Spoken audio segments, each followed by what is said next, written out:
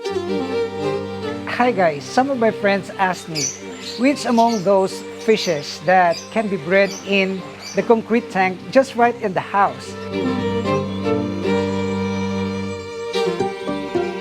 And I made mention about the tilapia.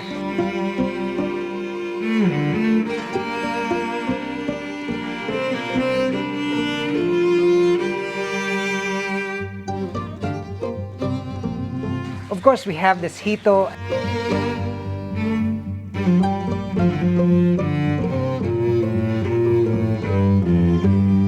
We have this other types of fish like the big Japanese koi.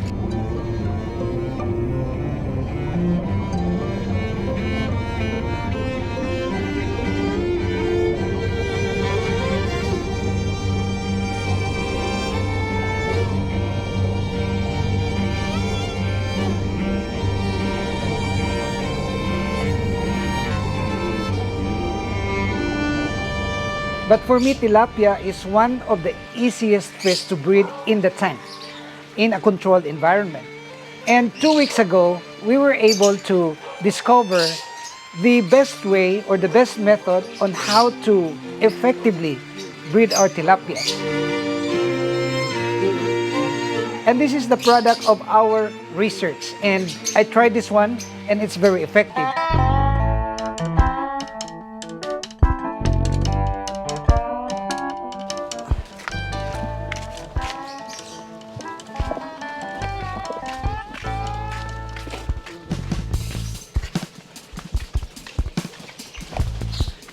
The kingdom that I am talking about is made of stones, and you will see that these stones are just ordinary stones.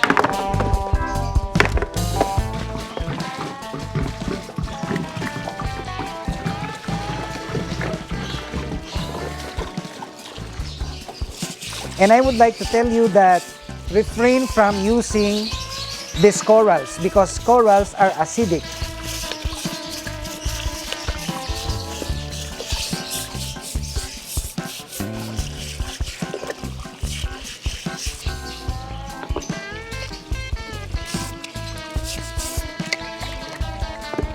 And it's best also to use clay pots instead of plastic materials because these clay pots would entice them to breed and even lay their eggs. So this is a perfect material for breeding of our tilapias. And this is a mimic of what is actually in the natural habitat of this kind of fish.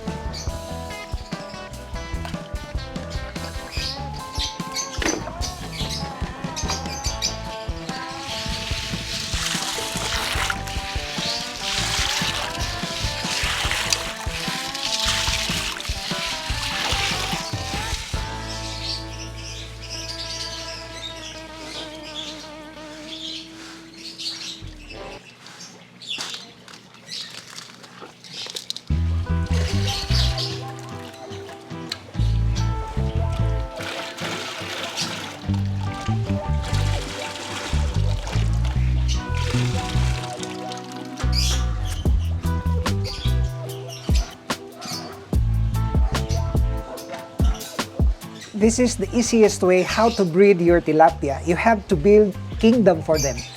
And the pregnant tilapia really needs privacy.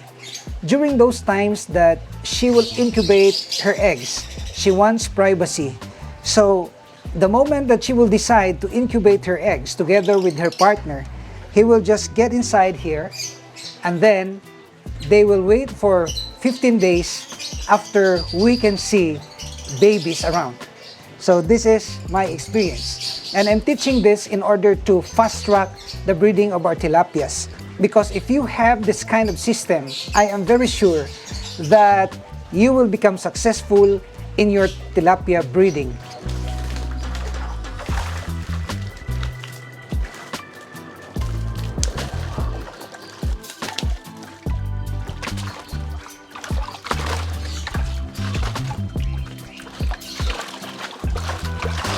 As we are about to put our breeder tilapias here,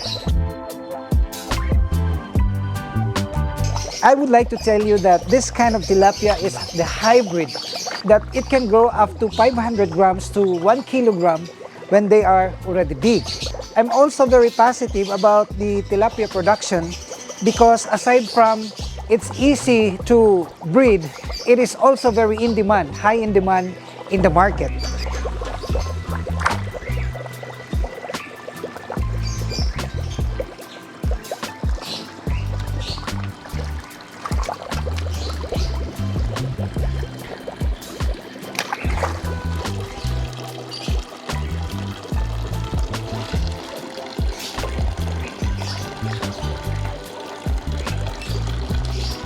The breeding tank should be provided with full aeration because full aeration would encourage them to breed.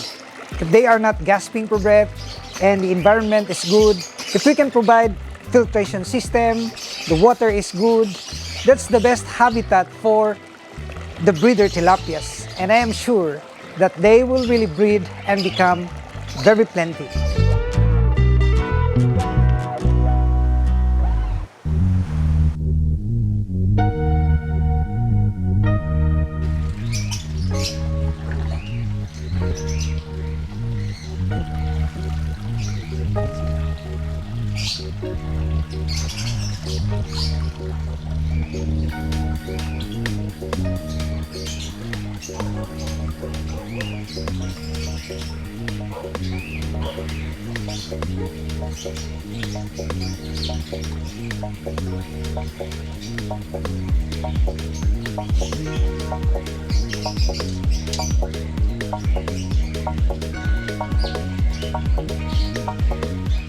So guys, this is now the result of our tilapia breeding, and I got some of the fingerlings out from this tank, and I can see that there are actually many fingerlings that are hatched in the breeding tank that we have prepared 2 weeks ago. And you will see here that the fingerlings have no uniform size, meaning that some of them are small, some of them are big. So this gives us the impression that these are not only hatched once, meaning that 2, 3 or more tilapias have hatched their eggs already. And since they are mouth brooders, I suspect that some of the babies which are smaller in size are in the mouth of this breeder, the mamas. We will not disturb them. Of course, for purposes of this video, I got only some samples of what we have hatched just for us to be able to document what is happening down under.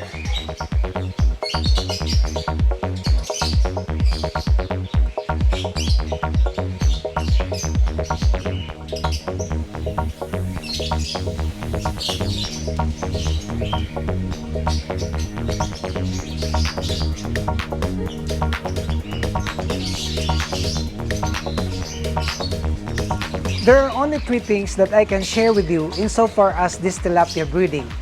Number 1 is the selection of good breeders. Number 2 is the preparation of a good tank. And what I mean when I say good tank is the tank which has filtration system, the tank which has hiding places of the mama tilapias. And number 3 is the frequent change of water. Many of us have taken tilapia for granted. We believe that they are hardy fish and they don't demand the finest water quality. But take note that we are breeding.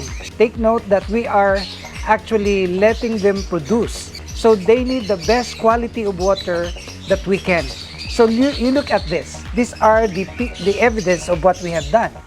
And providing them with the hiding place is one of the most effective methods. Why? Because when these tilapia feel that they are secured, then they will be enticed to breed and lay their eggs and incubate their eggs.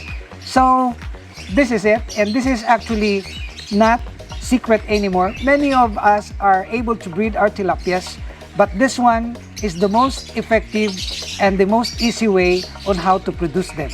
So we will catch all the babies from the breeding tank. This is also very important because if we would allow the babies to grow in the breeding tank, it will disturb the breeding process. These mama tilapias will stop laying their eggs. So the breeding tank should be exclusive for the breeders, and the babies will be from time to time gotten out from the breeding tank and it will be placed in the grow out tank. Take note the word breeding tank and grow out tank. So these are two separate tanks. That's really very important. So thank you guys for watching, and I hope that this video will help you. And if you are not subscribed to this channel, may we humbly ask you to please subscribe and hit that notification bell, because we are uploading very informative and very challenging videos. It's full of techniques, it's full of knowledge. And if you will subscribe, of course, you will be notified of our regular uploads. I would like to see you in our next video on here at Dexter's World.